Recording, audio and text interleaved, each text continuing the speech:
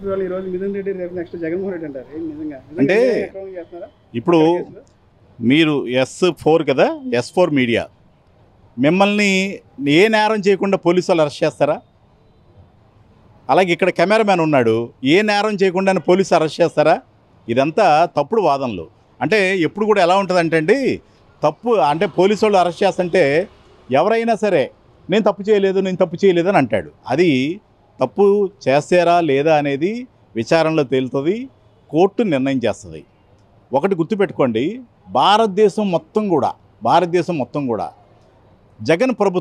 జగన్మోహన్ రెడ్డి గారి ప్రభుత్వంలో 5 ఏళ్లలో అన్ని చోట్ల భారతదేశం కాదు ఎక్కడ ప్రపంచవ్యాప్తంగా డిజిటల్ కరెన్సీ నడుస్తుంటే మన ఇక్కడ ఉన్నటువంటి ఆంధ్రప్రదేశ్లో ఏ వైన్ షాప్లో కూడా మీకు ఫోన్పే యాక్సెప్ట్ చేయాల, గూగుల్ పే యాక్సెప్ట్ చేయాల. ఈ డబ్బులన్నీ ఏమైపోయినాయి అది తెలుస్తున్నారు. ఇప్పుడు మిథున్ రెడ్డి రావచ్చు, లేకపోతే కసిరెడ్డి రావచ్చు, లేకపోతే జగన్మోహన్ రెడ్డి గారు రావచ్చు, లేకపోతే ఇంకా రిలేటెడ్ ఎవరైతే ఉన్నారో వాళ్ళందరూ కూడా బయటకు వస్తారు. ఎప్పుడు కూడా గుర్తుపెట్టుకోండి, మనం ప్రజలకి చాలా సేవ చేస్తున్నట్టు నటించి ప్రజలను అన్యాయం చేయకూడదు, ప్రజలను మోసం చేయకూడదు. ఆ మోసం ఎప్పుడైతే నువ్వు చేసావో ఎప్పుడు భగవంతుడి శిక్ష అనేది ఎప్పుడు ఉంటుంది. మనం ఏం చేస్తున్నామంటే ఏదో ఇలాగా తిన్న మెతుకులు ఇలా ఇదిల్చి ఈ చేత్తో దోచేస్తున్నాం. అది ఇప్పుడు బయటపడుతుంది. ఎందుకంటే మీరు ఒకటే గుర్తుపెట్టుకోండి, నేను జగన్మోహన్ రెడ్డి గారి పార్టీలో వైఎస్ఆర్ కాంగ్రెస్ పార్టీలో ఉన్నా, నేను కూడా చాలా విసుగు చెందా. జగన్మోహన్ రెడ్డి గారి ప్రభుత్వంలో చాలా విసుగు చెందా. మీరు బాగా గమనించండి, జగన్మోహన్ రెడ్డి గారు ఏదన్నా వేస్తే సాలువాలు నాకేయాలు, నాకేదన్నా సన్మానాలు చేయాలని జగన్మోహన్ రెడ్డి గారు చెప్పారు కదా.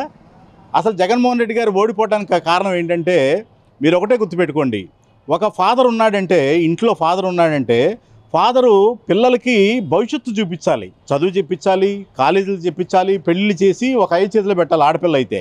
అలాగే ఓ మగపిల్లడైతే ఒక సాఫ్ట్వేర్ చేయాలి, వాడిని అడగాలి. మీరు తిని ఇంట్లో ఉండండి అని అంటే వాళ్ళు ప్రయోజకులు అవుతారా? జగన్మోహన్ రెడ్డి గారు చేసిన మిస్టేక్ అదే. పథకాలు ఇచ్చి పథకాలతో విసిగి చెందారు ప్రజలు కూడా. ఎందుకనంటే ఒకటే గుర్తుపెట్టుకోండి, ప్రయోజకులను చేయాలి మనం. ఎప్పుడు కూడా ప్రయోజకుల్ని, మన పిల్లల్ని, మనల్ని నమ్ముకున్న వాళ్ళని ప్రయోజకులు చేయాలి. జగన్మోహన్ రెడ్డి గారు ఏం చేశారంటే ఒక ఫ్యాక్టరీ లేదు, ఒక డెవలప్మెంట్ లేదు. ఆంధ్రప్రదేశ్ అంతా కూడా మీరు బాగా గమనించినట్టయితే ఆ టైంలో ఆంధ్రప్రదేశ్లో ఉన్న వాళ్ళందరూ హైదరాబాద్లో పనిచేసుకోవడానికి వెళ్ళారు, బెంగళూరులో పనిచేసుకోవడానికి వెళ్ళారు. ఫ్యాక్టరీలు లేవు, వ్యాపారాలు లేవు. శ్మశాన వైరాగ్యం అంటారు చూసారా, శ్మశాన వైరాగ్యం అంటారు. ఆంధ్రప్రదేశ్ అంతా అలా భ్రష్టు పట్టిపోయింది. అందుకే ప్రజలందరూ కూడా ఒకటే గుర్తుపెట్టుకోండి, మనం తప్పు చేస్తేనే మనల్ని ఓడిస్తారు. ఈవెన్ మైసెల్ఫ్ ఆల్సో 2 సార్లు కార్పొరేటర్ చేశా, 3వసారి కూడా నేను కార్పొరేటర్గా గెలిచానంటే నన్ను నమ్మారు, నేను బాగా చేశానని, నేను ప్రజలను మోసం చేయలేదని దాని అర్థం.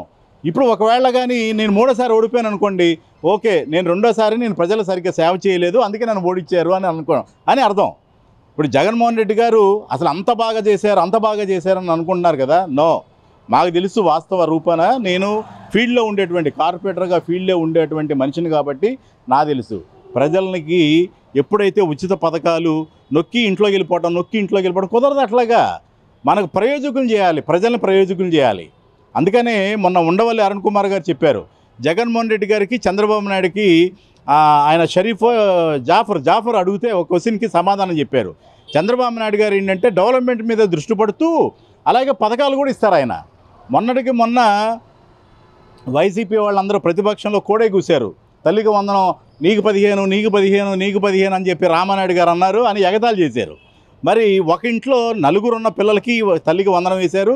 ఒక ముస్లిం ఫ్యామిలీలో 10 మంది పిల్లలు ఉన్నారు, 10 మంది పిల్లలకు కూడా తల్లికి వందనం వేశారు. మాకు విజయవాడ వంటలో 11 మంది పిల్లలు ఉన్నారు, ఒక కుటుంబంలో 11 మందికి వేశారు వాళ్ళు తల్లికి వందనం. మరి ఇప్పుడు ఏం సమాధానం చెప్తారు? ఇప్పుడు అంటే పథకాలు అమలు చేస్తున్నారు అంటే వెంటనే బిడ్డ పుట్టిన వెంటనే నడిచేస్తుందా? లాస్ట్ 5 years ఏం జరిగింది అనేది చూసుకోవాలిగా, ఖజానాలో డబ్బులు ఉన్నాయో లేవో చూసుకోవాలిగా, ఎక్కడెక్కడ అప్పులు చేశాడు అవన్నీ పోడ్చాలిగా, ఎక్కడెక్కడ లోన్లు తీసుకున్నాడు అవన్నీ పోల్చాలిగా, మళ్ళీ జనరేట్ చేసుకోవాలిగా డబ్బులు. అప్పుడు డబ్బులు జనరేట్ చేసుకొని కొత్త ప్రభుత్వం స్టార్ట్ చేసింది. రేపు ఆగస్టు నుంచి మహిళలకు ఉచిత బస్సు ప్రయాణం అని అంటున్నారు, అది కూడా చేస్తారు.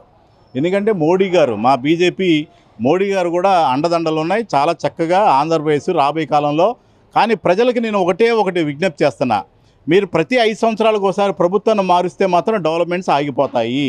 ఇదే ప్రభుత్వాన్ని కంటిన్యూ చేయండి. నెక్స్ట్ కమింగ్ 5 years తర్వాత కూడా 29లో కూడా కూటమి ప్రభుత్వాన్నే మీరు గెలిపించాలి.